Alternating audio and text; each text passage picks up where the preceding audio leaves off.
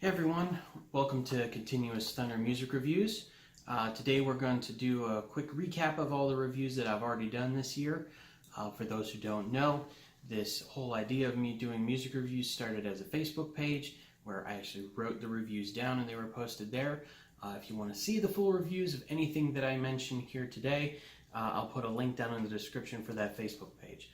So I've done 20 reviews, so this video is going to be the first 10.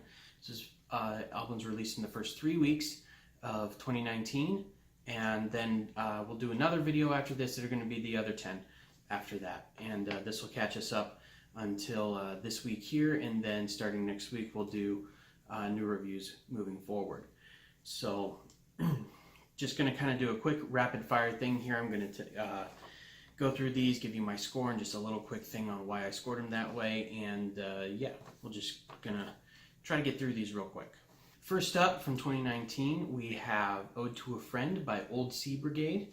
I scored this album a 3 out of 5. This is a folk Americana kind of album by a musician named Ben Kramer. He pulls in a lot of like indie rock and ambient influences. He uses electronics to add ambience and everything. Not really using it as a gimmick. He actually does a pretty good job.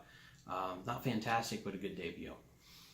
Next up, we have SOILWORK, VERKLIGHETEN. I think that's how you pronounce that. I listened to it before, but anyway, I scored this a 2.5 out of 5. These are Swedish heavy metal veterans, but this album was actually kind of uneven.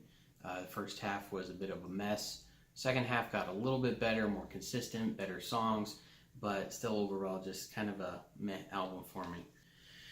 Up next, released the same week, we have TALLIES with their self-titled debut. I scored this album a 3.5 out of 5.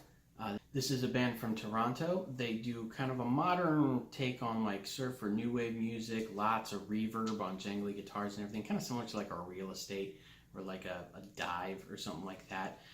Pretty solid, pulling a lot of interesting inspirations here. I'd say they even go back as far as like The Cure from the late 80s, but it was pretty good.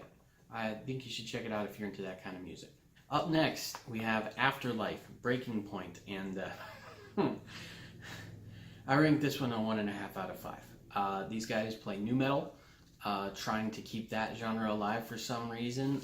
They basically just take, this album sounds like it could have been released 15 years ago and no one would have known the difference. They take stuff from 15 years ago and kind of polish it up a little bit, but they're not really doing anything new, and in fact, everything on there sounds like it's been done before and done better by someone else. It's not total garbage. I mean, some of the riffs on there are pretty good, but like I said, other people have done the same riffs better. Up next is Native Tongue by SWITCHFOOT. I rated this a 2 out of 5. This is actually a pretty disappointing release. I'm consider myself a SWITCHFOOT fan, and I thought this was a bit of a misstep for them. They're trying to follow in the trends of a lot of new modern alternative music like Imagine Dragons or Ex-Ambassadors type stuff, and the end results are not that good, and the rest of the album apart from those tracks is kind of a mediocre SWITCHFOOT album at best. I think they could have done a lot better on this. Up next, we have MALIBU KEN. This was a collaboration album by the rapper A$AP Rock and the electronic musician Tobacco. I scored this album a 4 out of 5. This album is dense, it's dark, it's weird, it's funny, kind of bizarre. It just kind of caught me off guard. I don't really know how else to describe it. I mean, the A$AP Rock is just a wonderful lyricist. The instrumentals do a good job of setting a tone, creating an atmosphere for the stuff that he's rapping about.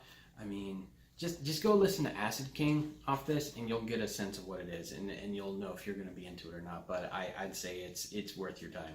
Next up, we got Papa Roach, Who Do You Trust? I rated this one a 1.5 out of 5 as well. There's a difference between being inspired by something and making a cheap copy of it, and this album does a whole lot of the second one. Not a very good offering from the group this time around. After that, we have Phoenix by Pedro the Lion. David Bazan comes back with the Pedro the Lion name after 15 years of no releases under that banner. I ranked this album a 3.5 out of 5. I feel like it's a very good return to form for Mr. Bazan. Some of the last Pedro albums were kind of iffy. He takes us back to his hometown, treats us with a lot of nostalgia and even some, like regrets and painful memories from his childhood and everything, all in his typical, sad slowcore emo style and everything. If you like Pedro, you're gonna love it. Up next, Fever 333, Strength in Numbers, with a bunch of threes in it. I rank this a 4.5 out of 5. It's the highest rated album that I've done so far this year. This is a very powerful, very angry combination of rap and hardcore music, post-hardcore kind of metal.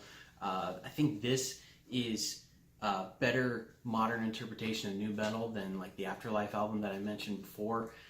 It's very angry, very politically conscious. I hate being that guy, but I can't help but draw comparisons to Rage Against the Machine. A little more appropriate for the modern political climate, but it's got like one bad track on it. In my opinion, it's absolutely solid, and I think you should try to listen to it at least once.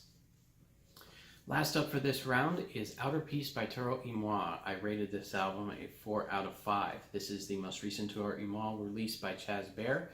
Last couple albums seemed kind of unsure of what he was doing, trying to find himself, but this one is a nice return to form. Not exactly like his earlier albums, like Under the Pine, but definitely kind of the similar feel. It sounds like he's having fun for the first time in a while. There's 90s house influences, new disco, and it's a lot of fun to be along the ride with him. Some people didn't seem to like this one so much, but I think it's one of his best albums in a long time. And that's going to do it for this first round of 10 and this first 20. Like I said, if you want to read the full reviews that I wrote out for these, I'm going to put a link down in the description to the Facebook page where you can find those. But I would also like to know your thoughts. Did you listen to any of these albums? Did you like them? Did you not? Would you rate them any differently than I did? Also, do you think there's anything from the period of time that these came out that you think I missed? Or would you like to know my thoughts on? I listen to a lot of stuff, so let me know down in the comments if there's something you want to know my thoughts on, and I might reply. Next up after this, we're going to do the other 10 in these first 20 reviews, and then after that, we're going to get into new music that's been released this week. Thanks again for watching, and I'll see you then.